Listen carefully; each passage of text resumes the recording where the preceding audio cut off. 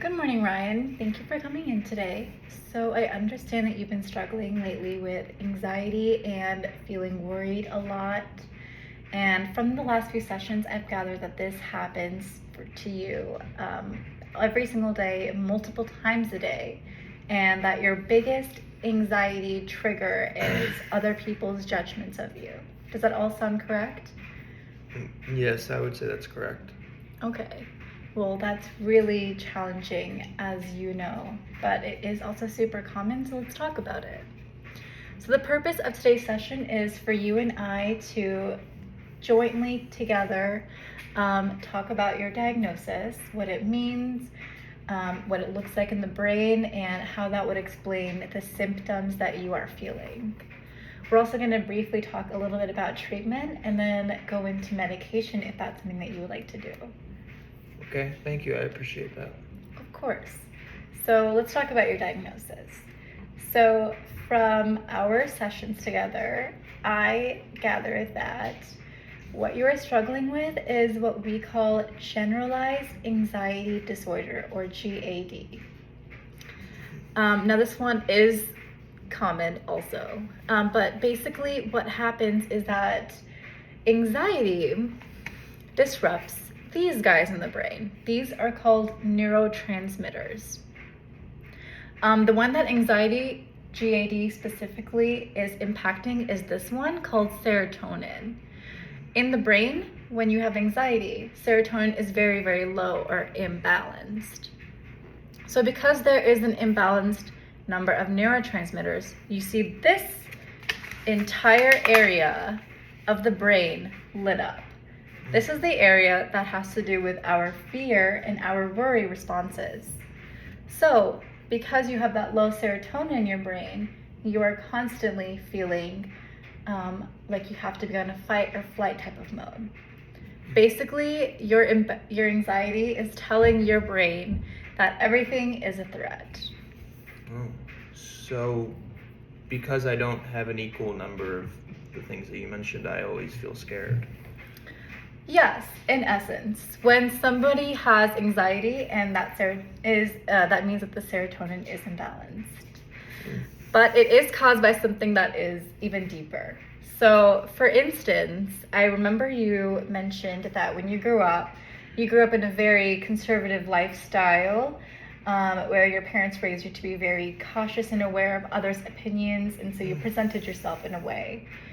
And I feel like that may be one particular reason as to why today, as an adult, you continue to feel fears around others' opinions of you. Okay. And that would be something that you and I would work on together in therapy while you take a medication to increase that serotonin. Okay, well, that makes sense. But what medication? So the specific type of medication that I think would be great for you is a part of a big group called serotonin reuptake inhibitors, or SSRIs. Specifically, these work by increasing the brain serotonin level by blocking the brain's reabsorption ability of that serotonin. So the serotonin stays in the brain longer. Basically, its therapeutic effect is to restore that imbalance of neurotransmitters that we talked about earlier. The specific medication I think would be suitable for you is called sertraline, but you may have heard of it as Zoloft. Zoloft, yeah. A lot of my family is on Zoloft, but if it works, sign me up. Well, every medication is a great tool, but just like any medication, you have to be aware of the potential side effects. And this one does have a few, including GI issues, including that of nausea and vomiting.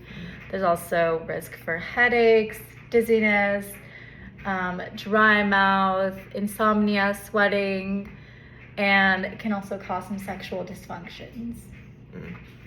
It also has a black box warning that can increase your risk for suicidal thoughts, and that especially happens in the beginning of medication usage. Mhm. So you and I would work very closely to express those feelings as they come and work through them. I also want to add that some people also experience other types of side effects, including worsened anxiety, mood changes, mania, and in rare cases, even psychosis. And the reason I'm sharing all of this with you isn't to scare you, but is because I want you to be fully informed of your care process.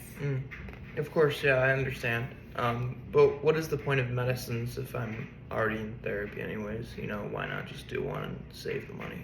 That's a great question. Well, my role as your counselor is to empower you in managing your condition as effectively as can be. And part of that is psychoeducation and therapy, but another part is medications. So the medications would be given to you to help manage those symptoms immediately so you feel less anxious and worried. While in therapy, you and I will work together to try to find the root cause of your anxiety. So by using them concurrently or together, we get the effects from both, which would be immediate relief of symptoms and a lifelong relief from your pain. Well, okay, that makes sense. So for the medicine part, will I just have to work with my doctor, or do I work with you too? I will be with you through all parts of this journey that we are about to take together. I want us to share an open communication with each other where you can comfortably describe to me any of the feelings that you're feeling, side effects, need for adjustment, need to stop or postpone treatment. I am here to support you for all of your decisions. Okay. Do you have any other questions or thoughts about your diagnosis, medications, or treatment that we've covered today? Well, thank you for saying all that, and I do not. I think I understand. Okay. And is there anything that we haven't covered in the session that you want us to talk about today? I don't believe so, but I appreciate you so much, and I guess I feel more hopeful. So.